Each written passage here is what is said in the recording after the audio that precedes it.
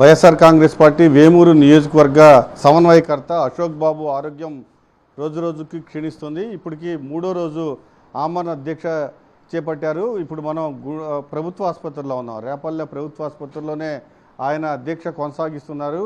పూర్తిగా ఆయన ఆరోగ్యం కూడా క్షీణిస్తుందని డాక్టర్లు చెప్తున్నారు. అసలు సార్ ఏంటి మీ ఆరోగ్యం క్షీణిస్తుందని చెప్తున్నారు, మీరు ట్రీట్మెంట్ తీసుకోవాలి కదా? ట్రీట్మెంట్ తీసుకోవాలనేది నాకు ఉంది. నన్ను ఇక్కడ ఎవరు అడ్మిట్ చేశారో తెలియట్లేదండి నాకు.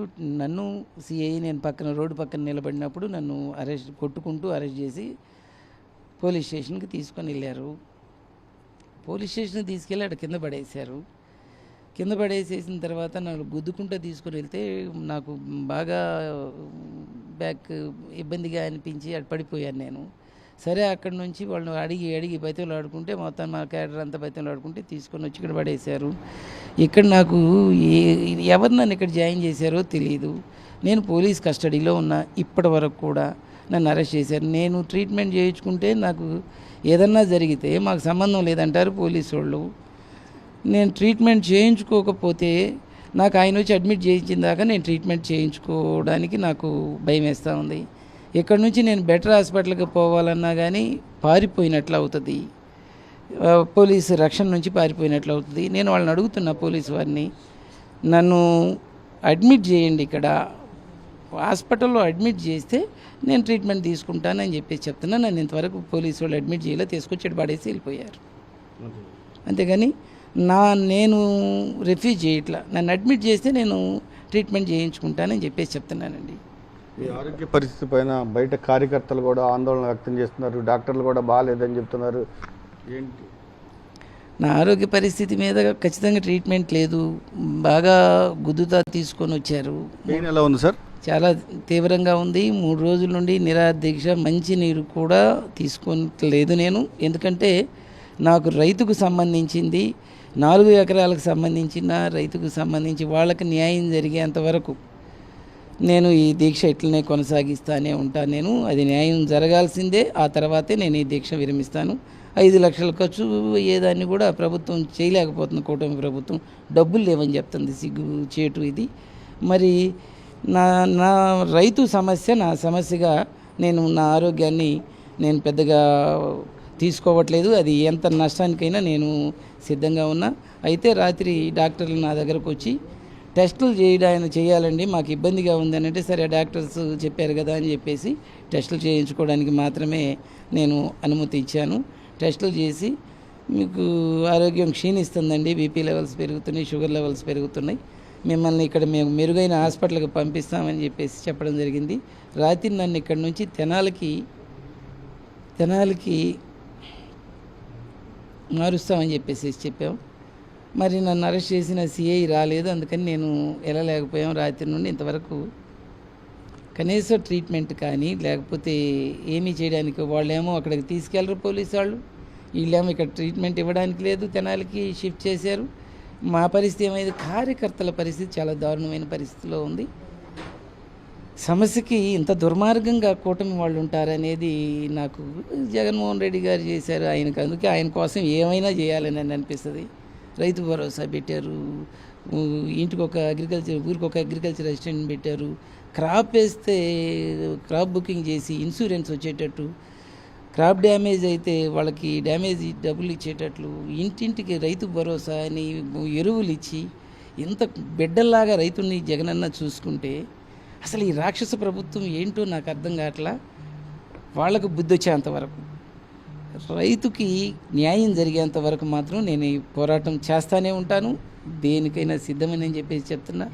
కార్యకర్తలకి సహకరించండి, తొందరపాటు ఏమీ వద్దు. ఖచ్చితంగా వైఎస్ఆర్ కాంగ్రెస్ పార్టీ నాయకులు మన అందరూ ఉన్నారు. అందరి ఆశీస్సులతో ఆరోగ్యంగా నేను వస్తానని చెప్పేసి మీ అందరికీ చేతులు జోడించి నమస్కరిస్తూ, రైతులు మాత్రం ఖచ్చితంగా వాళ్ళకి చెప్పండి, రైతులకి మేము వచ్చి అది అయ్యేంత వరకు నా దీక్షట్లనే ఉంటుందని చెప్పేసి చెప్పమని చెప్పేస్తే. ఆరోగ్యం క్షీణించడంతో ఎక్కువసేపు మాట్లాడే పరిస్థితి కూడా కనిపించట్లేదు. డాక్టర్లు ఏమన్నారు? మా అశోక్ బాబు సత్యమణి ఉన్నారు, డాక్టర్లు ఏమంటారు? అందరికీ నమస్కారాలండి. డాక్టర్స్ మరి రాత్రి వచ్చి చెక్ చేశారండి.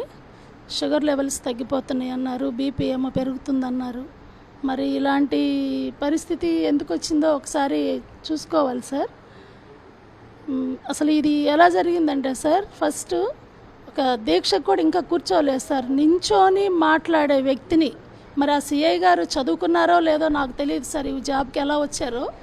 నించోని మాట్లాడే వ్యక్తి, అది కూడా ఒక మామూలు కార్యకర్త కాదు, ఒక నియోజకవర్గ స్థాయిలో ఒక సమన్వయకర్తని పట్టుకొని ఆ విధంగా ఒక ఏదో అంటారు చూడండి, 4-5 మర్డర్లు చేసి గందరగోళం చేసే వ్యక్తిని తీసుకొచ్చినట్లు తీసుకొచ్చారు. కానీ ఆ తీసుకొచ్చే విధానం చూడండి, అసలు పోలీసులా లేకపోతే వాళ్ళు రాక్షసులా అన్నట్లుగా అనిపించింది.